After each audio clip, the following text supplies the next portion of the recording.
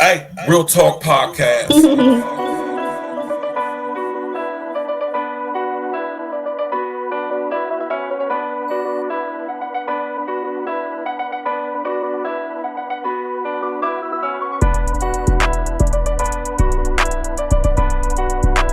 Yeah. What up? It's the man about town, Virgil Berry, aka Stacks with the Facts. And y'all know y'all tuned in to another episode of Real Talk Podcast, pre-recorded situation. First thing first, all praises be to the Most High. And of course, smash that like button, click on the bell, subscribe to the page, and share on your social engineering. The big story of the day, right? I imagine this happened yesterday or a couple of days ago. Somewhere in Alabama, it was a huge melee fight between a group of black people and a group of white people.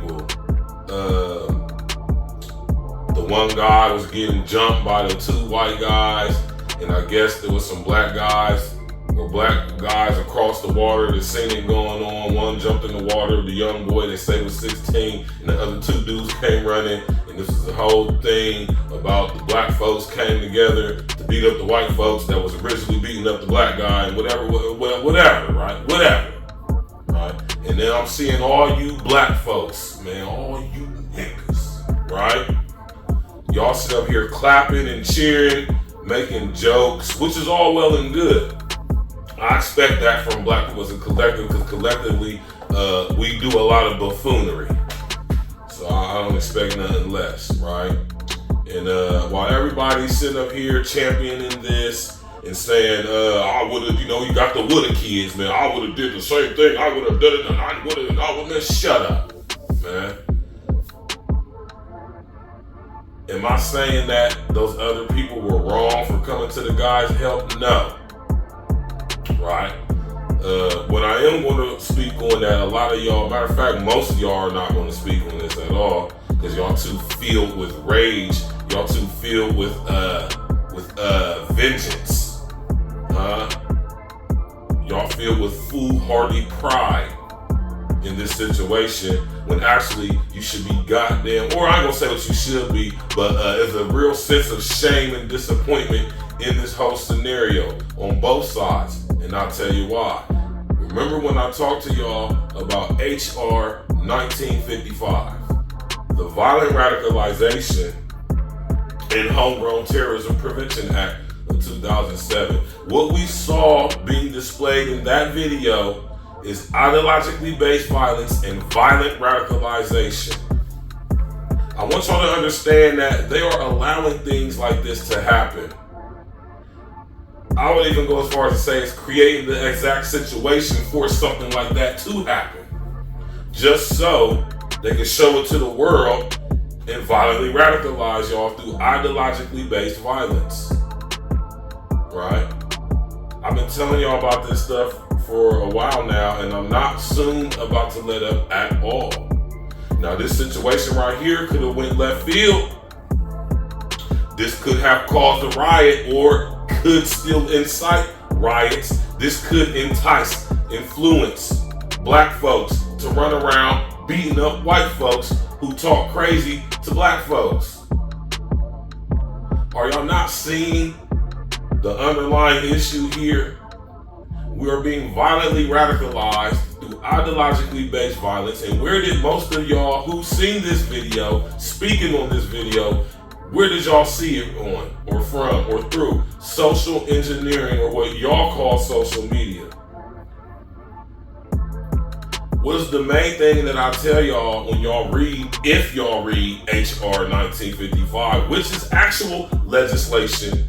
It says in the findings that they have found that the internet is the main source used to spread ideologically based violence and to violently radicalize people. Ideologically based violence, violent radicalization, homegrown terrorism, violent radicalization, the use, planned use, or threatened use of force or violence,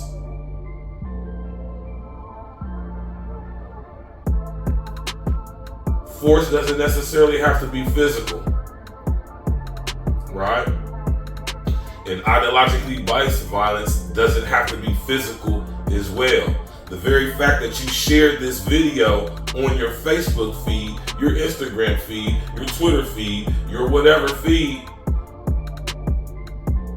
right? That means that you have just participated in spreading ideologically based violence via the internet. Oddly enough, the very people who are exacerbating, enticing, influencing us to commit acts of violent radicalization through ideologically based violence is the very same people who do the same thing. I mean, what do you think it is when we watch on the news what happened with George Floyd? That's violent radicalization. Because as a result, riots happen all across America. So it's just crazy to me how the very system that's coming up with all these ideologies is in fact doing that which they are attempting to put on us. They're accusing us of doing what they're doing. Hypocrisy at its finest. So no, I'm not proud of nobody. I'm not saying that they should have let the dude get beat up. I mean, you know, hopefully if I was in such a situation, hopefully somebody would come to my beck and call and come give me some aid. But at the same time, y'all, I want y'all to focus on what is the underlying issue.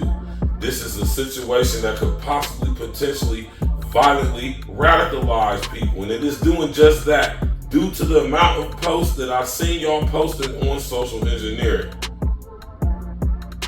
PsyOp successful. Y'all are spreading ideologically based violence.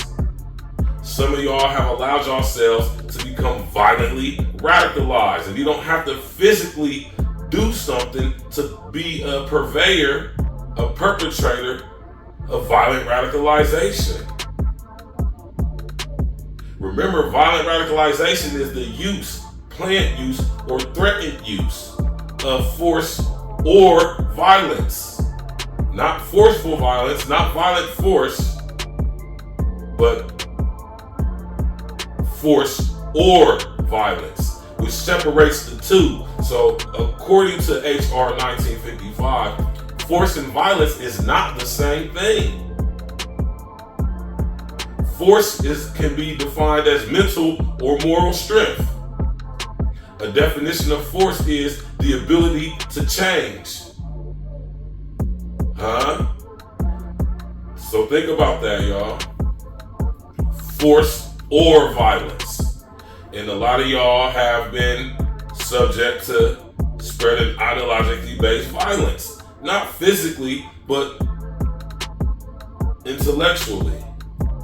When you share this video and you say something with the caption like, this is payback for... That's violent radicalization. That's spreading ideologically based violence. I want y'all to understand what I'm saying now, man. And situations like this happen just to exacerbate such things. And so when these implementations start to come out to fruition in our society through legislation, we're going to start seeing this. We're going to start seeing a lot of this. Watch what I'm telling y'all. Smash that like button, click on the bell, subscribe to the page, man. Share it on your social engineering. Question everything. Hey. It's different. Stacks with the facts. E&E. Stimulus package. Let's go. I'm from that nutty north. Hackler Green, Cleveland, and have number streets. Windsor Terrace, Short North. All my north siders ride with me. Brittany Hill, South Mott, New Jack, what's in the noon? Can't forget about Peach Street and their block too, cause they some goons. Nutty North, Hackler Green, Cleveland, and have number streets. Windsor Terrace,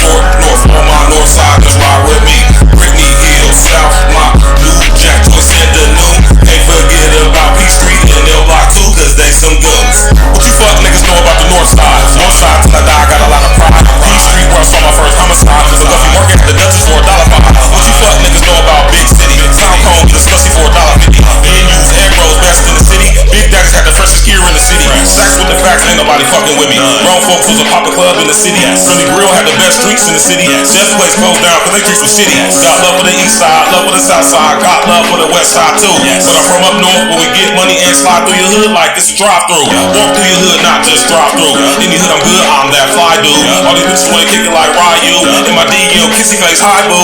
If you from up north, rep that shit. Say it real loud with your chest, nigga. No NBA, no EA Sports, but I still ball on the best. That nutty north, Akron Green, Cleveland Ave, number streets, Windsor Terrace, Short North. All my north siders ride with me. Brittany Hill, South Mott, New Jack, Joyce in the noon. Can't forget about P Street and L Block 2, cause they some goons. Nutty North, Akron Green, Cleveland Ave, number streets, Windsor Terrace, Short North. All my north siders ride with me. Brittany Hill, South Mott, New Jack, Joyce in the noon. Can't forget about P Street and L Block 2, cause they some goons. Brooklyn Mall was the best one we ever had. That's where I caught the patent leather Jordan Lemons at. That's where I caught my first herringbone chain at. That's where I saw my first stone of cocaine at. Give me a beat, I'm a propane at. Mifflin Middle's where I learned to spit flames at. P Street where I really sold cane at. One of the reasons why the street is really named that. Straight facts, I ain't never gotta lie to ya. Northside pride, gotta keep it live for ya. My crip niggas dark blue like they play for Hoyas. My blood niggas die moon like the Massa Wars. Can't forget about Genesee Avenue. That's where a nigga made dividends revenue. Murder Street, Miss Enos Jerk Barbecue. Island Vibes, Windsor and Cleveland Avenue. Caddy Corner across the street, Tom's Corner Store. Just one thing, Windsor Terrace famous for. Can't forget about D&J's 4th and 8th. Ages crib cooking up 4 ways and 8. On my north side niggas, yeah we really great. Name a better side of town, I sit and wait. On your other side of towns, y'all win the way. On your other side of towns, y'all win the way. Nutty North, Akron Green, Cleveland Ave, number streets, Windsor Terrace, Short North. All my north siders ride with me.